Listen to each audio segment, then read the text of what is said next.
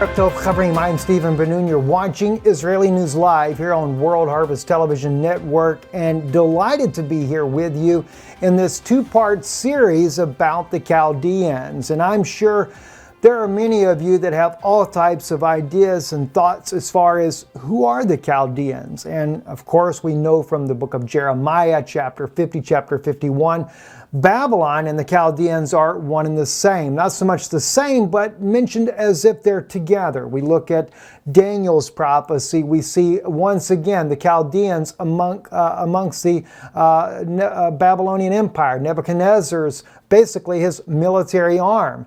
And so I really wanted to get into the subject mainly because of some incredible insights that the Lord has revealed to my heart recently from the book of Habakkuk. And I'm sure it's going to be a blessing to you, and I don't want to waste any time. It is a two-part series here for those watching on World Harvest Television Network. If you're not catching it on World Harvest Television Network, let me encourage you.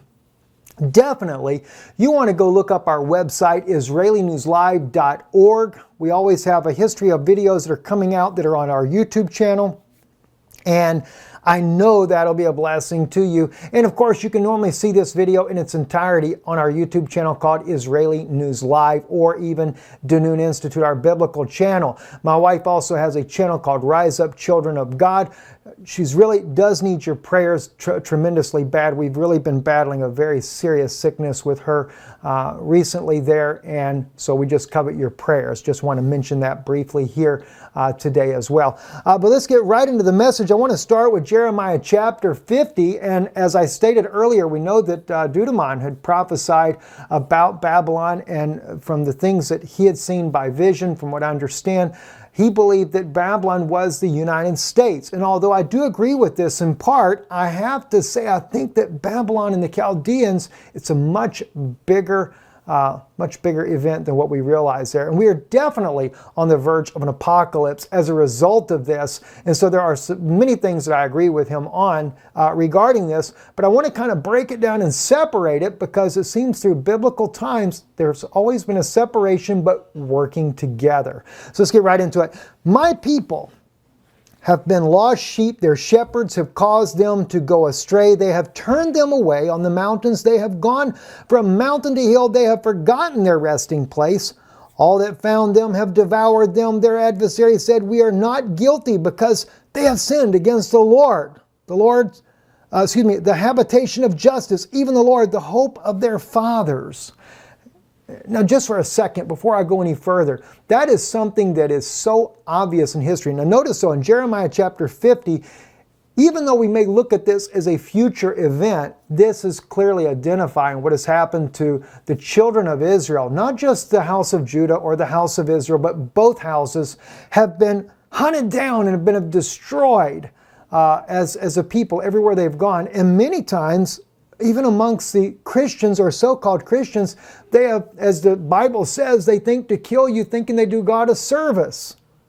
And we have seen this happen, whether it be the pogroms, whether it be the Inquisition that the Vatican did from the 12th century up to the 18th century, whether we be in the case of Adolf Hitler and what he was doing. All of these different leaders thinking they're doing God a service to kill the Jews. And it says right here, found them, have devoured them. See, right there, have devoured them. And their adversaries said, "We are not guilty because they have sinned against the Lord." They're Christ killers is what we get called. And I say we because I am a Jew. Although I am a believing Jew in the Yeshua as the Mashiach, I'm still a Jew by birth. Both my father, whether he realized it or not, was Jewish, and my mother as well. And my mother did know. Her family did know that they were Jews. They were just non-practicing Jews. So very interesting to look at this. Now, as we go on down in chapter 50, let's look at what it says here. "Flee out of the midst of Babylon and go forth out of the land of the Chaldeans, and be as he-goats before the flocks. For lo, I will stir up and cause to come up against Babylon an assembly of great nations from the north country, and they shall set themselves in array against her. From thence she shall be taken. Their arrows shall be as of a mighty man that maketh childless. None shall return in vain." Now, if you notice, the Babylonians and the Chaldeans are again separate even in Jeremiah's prophecies here in chapter 50, even in chapter 51.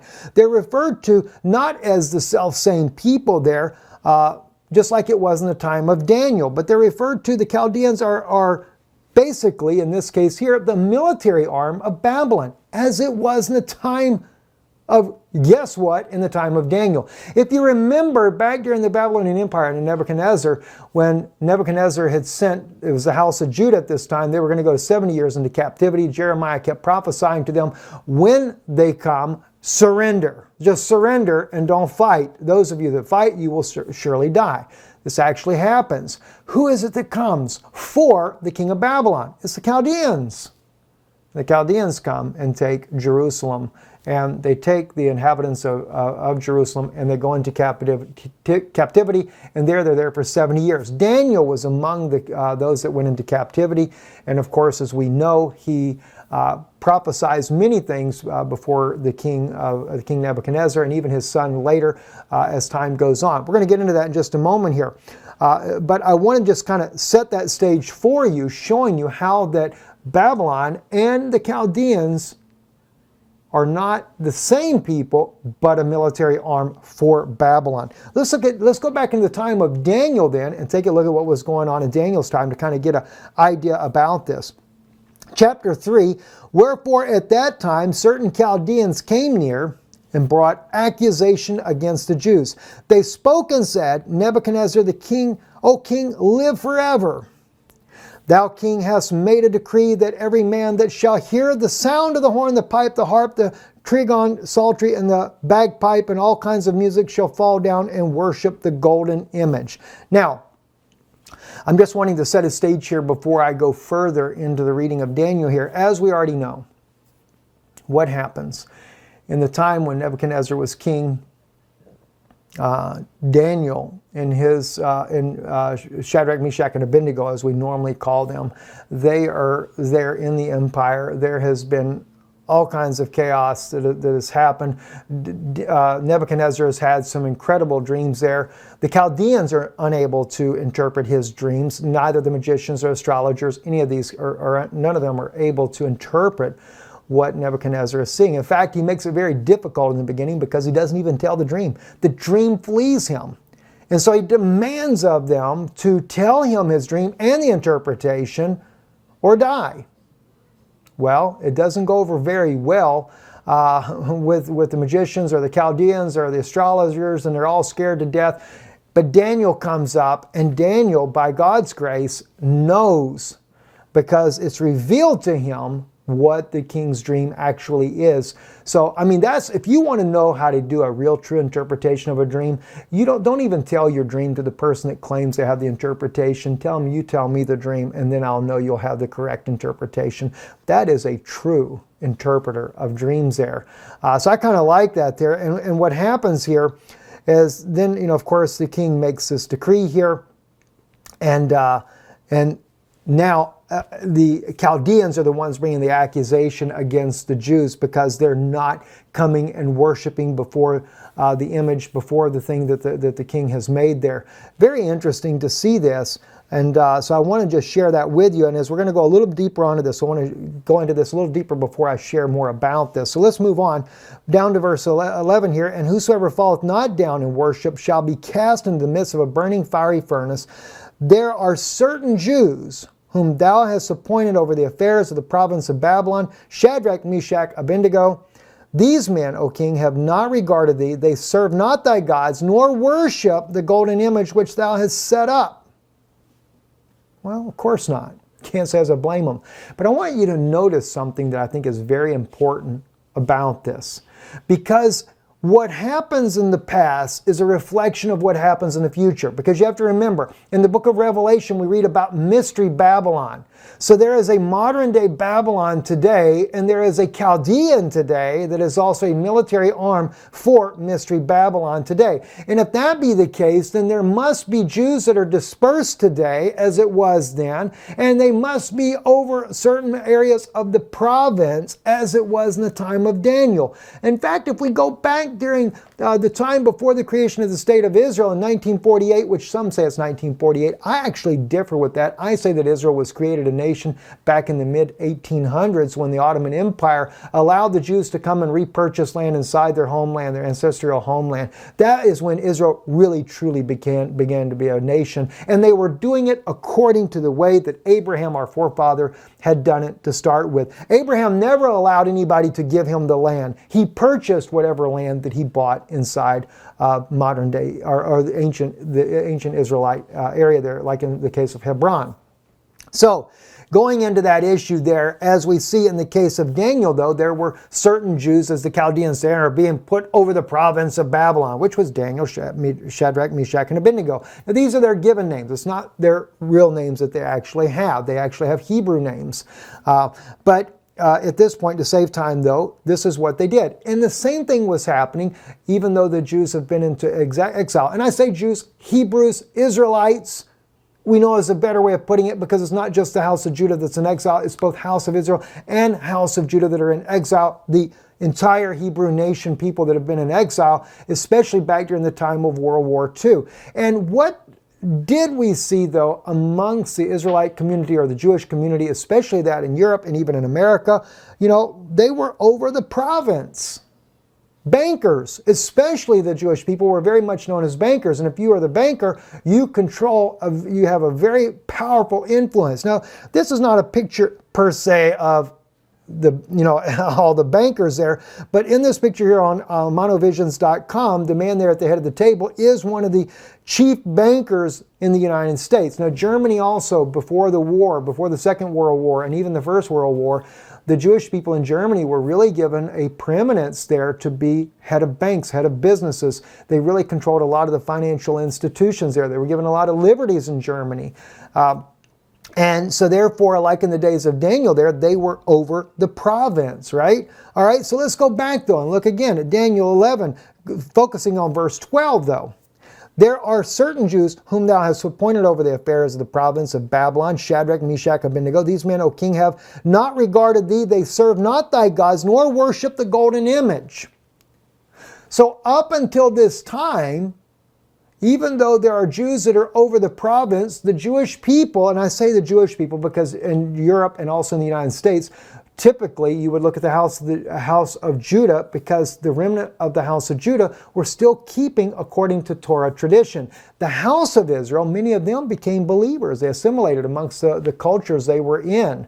The United States, Europe, many of those had become believers in Yeshua. Why? Because when Yeshua was here, what did he do? He said to his apostles, go only into the way of the lost sheep of the house of Israel. And there were many converts. Damascus, Syria, for example, as we've seen this war-torn nation, and knowing in the prophecy of Isaiah 17, where it speaks about Damascus being a ruinous heap, we also see that God never intended for that, because it says the fortress shall cease from Ephraim when Damascus becomes a ruinous heap, which means what? It wasn't God's will that whoever's going to bomb and destroy Syria, Damascus there, it's not God's will. You're destroying the very fortress or the government that has protected the Christian people there.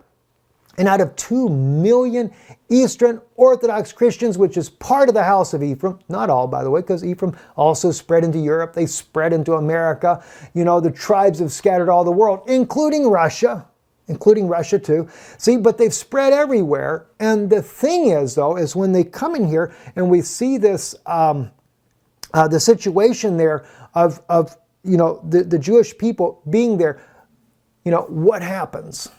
Well, as we already know, they're destroyed regardless. So they may be over the province and everything, but what happens? There then comes the destruction. Now, in the case of Shadrach, Meshach, and Abednego, they would not bow down to the king's demand to worship the image. And it's the same way with the Jews of today.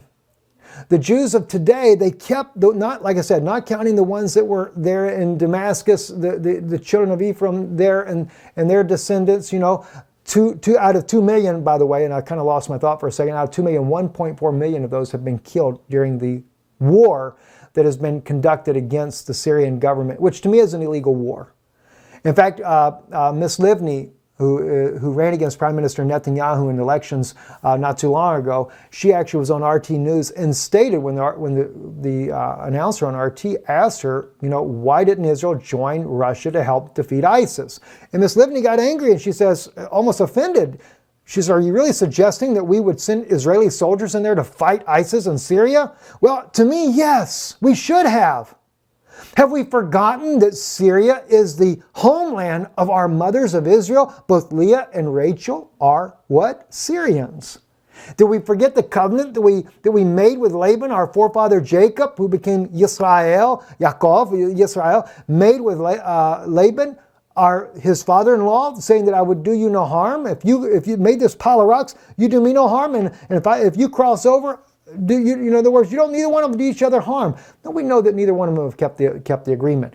Neither Israel nor Syria has kept the agreement. They keep crossing back and forth. But somewhere we got to make a stand and do the right thing and remember the covenant that we made with our forefather Laban, because it's just a mess. But anyway, I really think that Ms. Livni should have said, you know what, we should. Israel should join with Russia to defeat ISIS, to defeat Al-Qaeda, al-Nusra. Because why? There were Jews living in Syria. Not only Jews, but there are also the house of Israel, the 2 million Christians. These are descendants of Israel. Now, no doubt many of them Arabic as well that became believers as a result of the spreading the gospel throughout the Arabic nation there.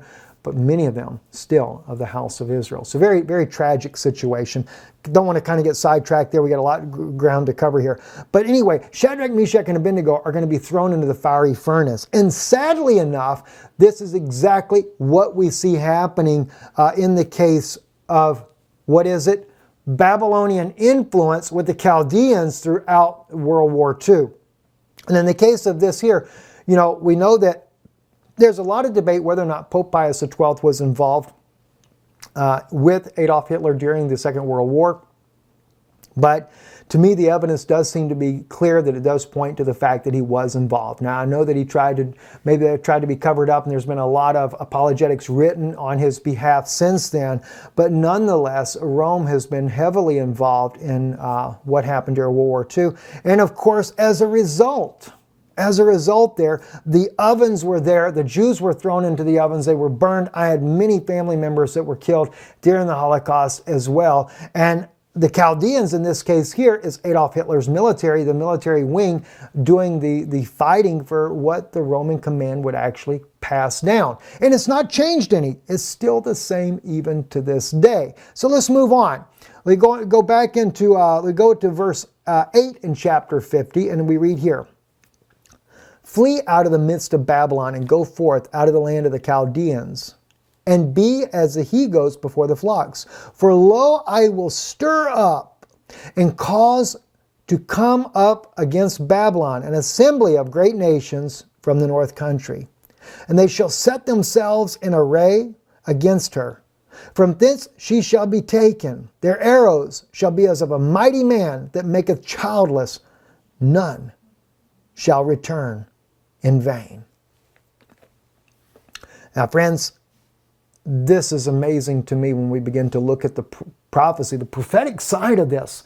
It comes up against Babylon, an assembly of great nations from the north country. That can be none other than Russia.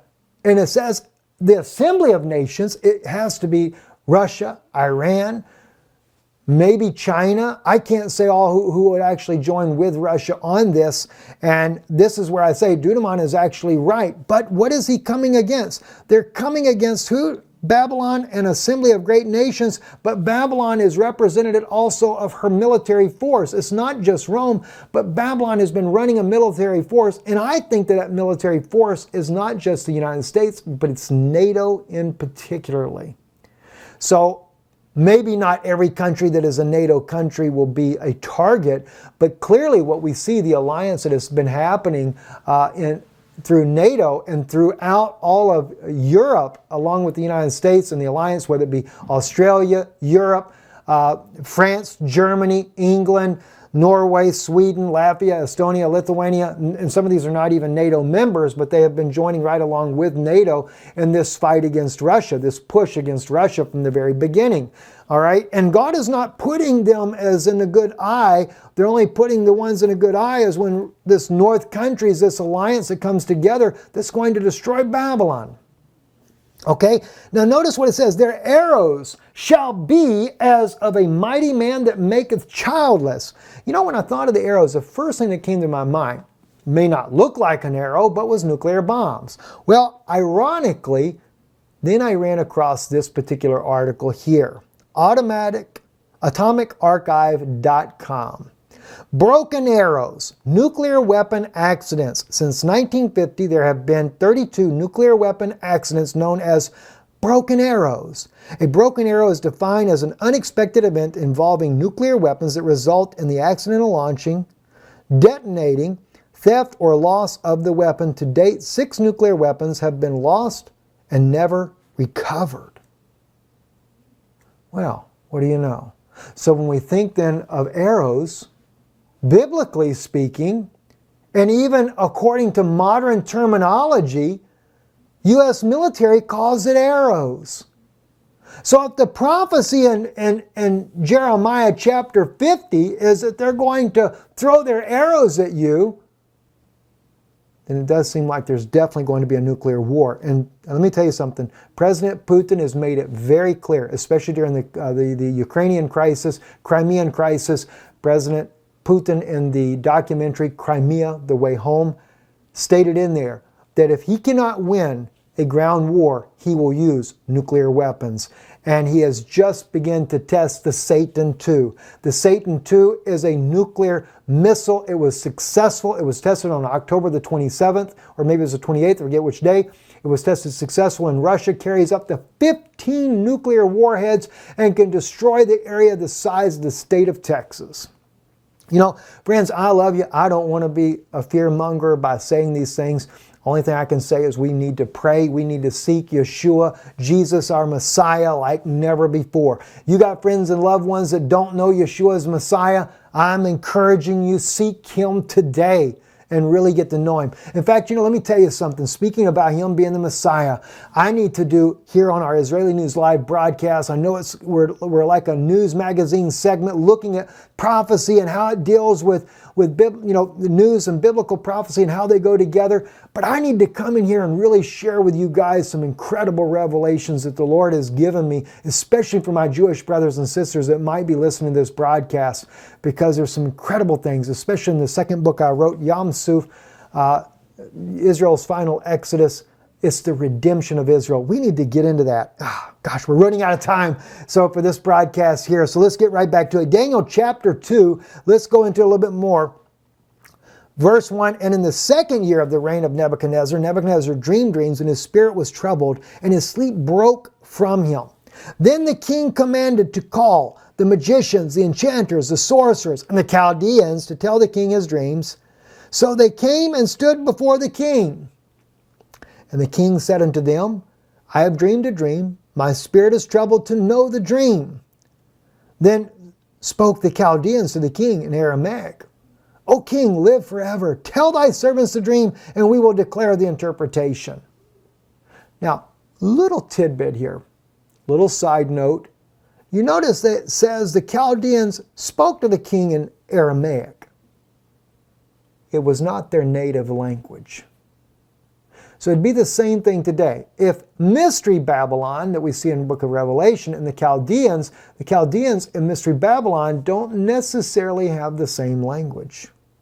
Just a little thought to think about. Continuing on, and they answered the second time and said, let the king tell his servants the dream, and we will declare the interpretation. The king answered and said, I know of a truth that you would gain time insomuch as you see the thing is certain with me. I think the King James translates that as gone from me.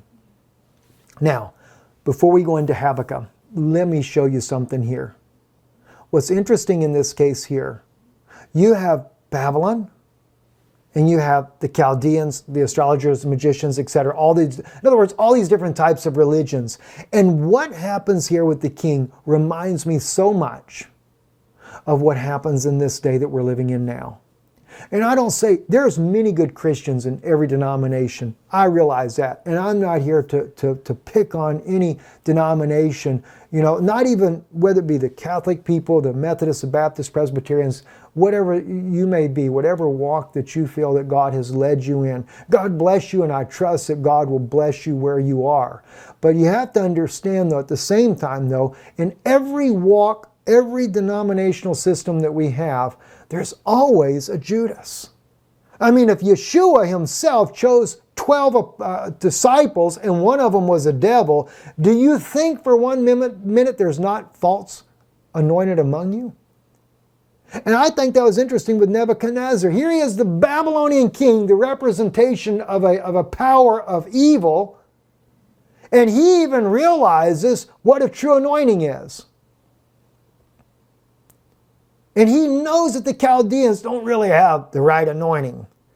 Because as he said, he knows you're just looking to bide time. If I tell you the dream, then you would come up with some false interpretation. And unfortunately, this has crept into the church as well, friends. And it's just really sad that it has, but it has. It's crept into the churches.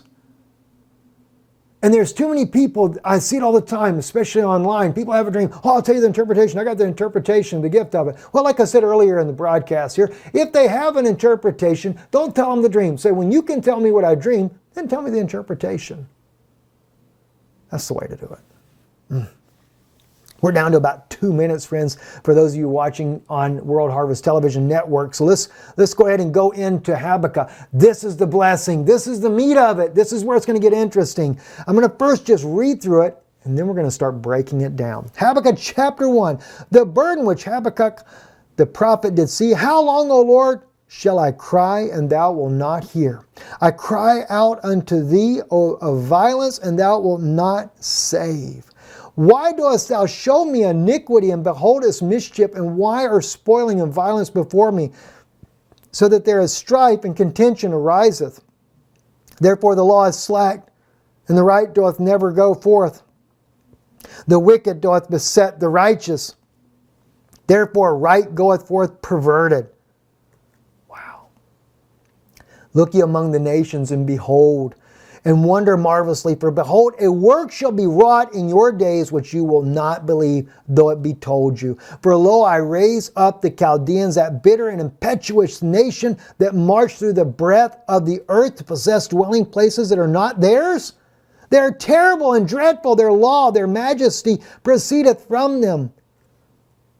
Their horses also are swifter than leopards, and are more fierce than the wolves of the desert. And their horsemen spread themselves. Yea, their horsemen come from far. They fly as a vulture that hasteth to devour. They come all of them for violence. Their faces are set eagerly as east wind, and they gather captives as the sand.